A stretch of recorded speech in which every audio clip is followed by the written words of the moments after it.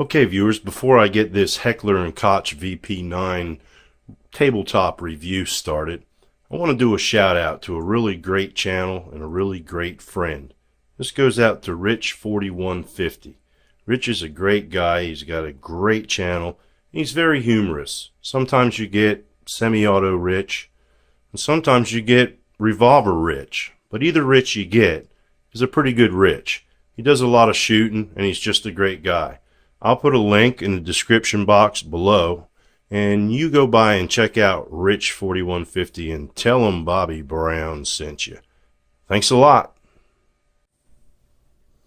Howdy viewers, how's everybody doing out there? Bobby Brown here with my new H&K VP9.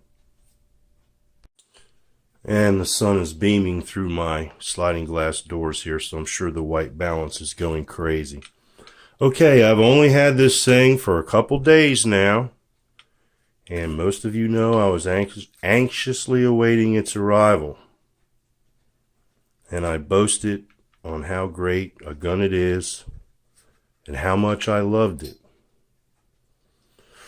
Well, this is going to be my review on the gun.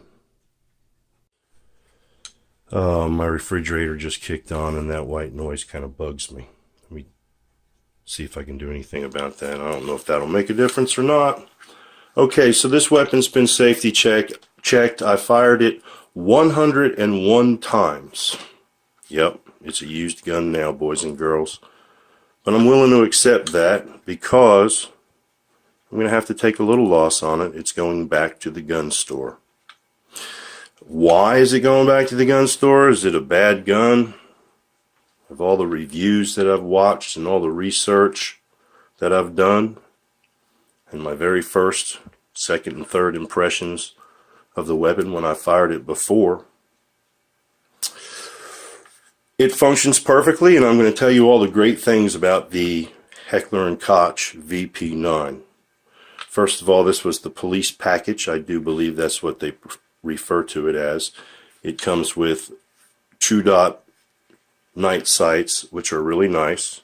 There's a good picture of the sights there if I can get my thumb out of the way. 3-dot sights work really well. It did come with 3 magazines, and I think from what I heard or read, if you get the regular sights you get 2 mags. If you get the night sight package, whatever, you get 3 mags. Speaking of magazines and capacity, that would be one of the downfalls of the H&K. It only holds 15 rounds. Maybe that's a disadvantage. I might add that all the magazines rattle after you get them loaded up. They rattle just a little bit. I don't know if that matters to anyone. Like I said, after 101 shots, I'm still super impressed with the gun. It fires great. I love the ambidextrous slide release right here. It's laid back and flat and out of the way. I hate guns with controls. I guess that's why I'm kind of a Glock guy.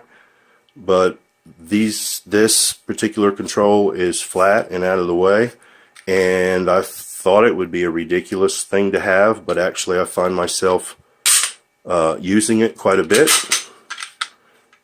So that's kind of cool. Of course, it has the trigger mounted magazine release, ambidextrous as well, and it works really good, I might add. I like that. I think that's a great thing. One of the things that the guy, Greg, I'll refer to him, he has a name actually, Greg mentioned it. With that release right there, if it was mounted against your hip, and somebody was to push against you, or you were to lean against something real hard, there is the chance that that thing could release your mag.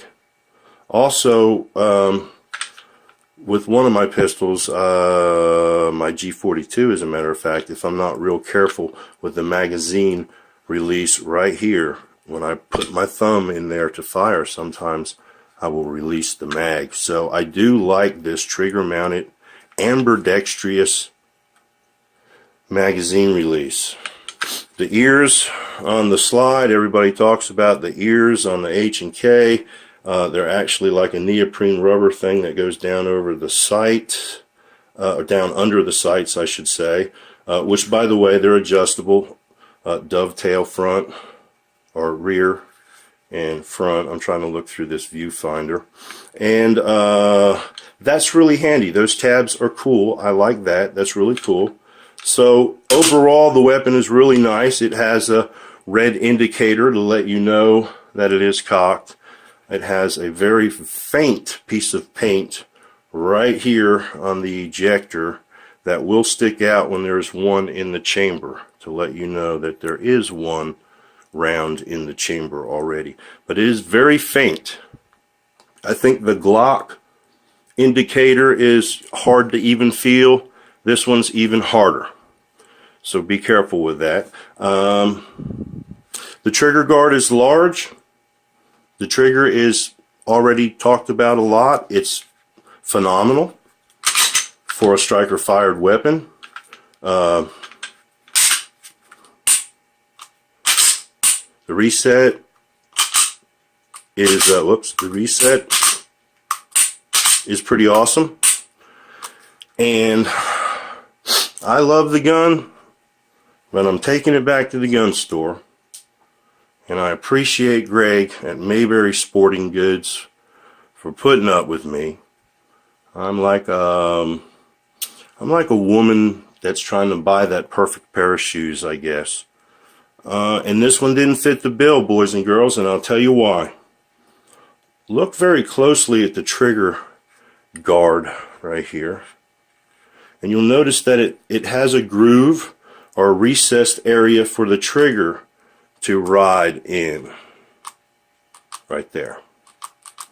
Well, that edge right there, I'll show it on this side. Maybe you can see it a little better, because it's on both sides. But it's not this side that bothers me. It's this side. When I pull the trigger, my finger from the recoil kind of ends up over in here. And when it does, it rubs on this. I don't like the curse on my videos. It rubs on this freaking over-engineered trigger guard. My G23, and I'm not calling out any favorites here, but look at the trigger guard. The trigger housing's completely smooth. I can rub that housing all day long. And this thing really freaked me out, I'll be honest with you. Because I was so optimistic and so enthusiastic about owning this fine German pistol, and that it is. But after I shot it a couple times, I was like, what the crap is going on? Is it the grip? Which, by the way, is really ingenious, because once you take this back strap off, knock that pin out right there, very easy to do, put a drop of oil on there, be real careful, knock it out, and once this back strap comes off, these side panels fit in grooves. They slide in this way, and so I thought the gun was twisted in my hand. I couldn't really figure out what exactly was going on. I customized the grips a little bit, and the thing feels just phenomenal in both hands. But today I fired it, and as soon as I squoze off the trigger, my finger was hurting. And I was like, what the crap? That's the problem. And I'm sorry, I cannot live with it. I can't live with it. So back to the gun store I go. I don't know what I'm going to end up with, but I do appreciate Mayberry Sporting Goods for being so patient with me. Here I come, Greg. Sorry about that. It's a fine weapon for anybody that wants to purchase one, or for that matter, anybody that wants to purchase this one. It's like brand new, and it'll be cleaned and put back in the box, and you can purchase it for a very, very affordable price at Mayberry Sporting Goods in Mount Airy, North Carolina. Now, does this trigger housing issue mean that this gun sucks? No, not hardly. This gun is great, but for me, you know, and the weird thing is you can't feel it right there. You don't feel it. You don't feel it until you start raking that finger back and forth a couple times. and it's just uncomfortable. It's like a pair of shoes that you thought were awesome, and when you got home, the some bitches hurt your feet. Bobby Brown, Guns and Drums. Keep it pointed in a safe direction. Thanks for watching. All the likes and shares are very, very appreciated. See you next time.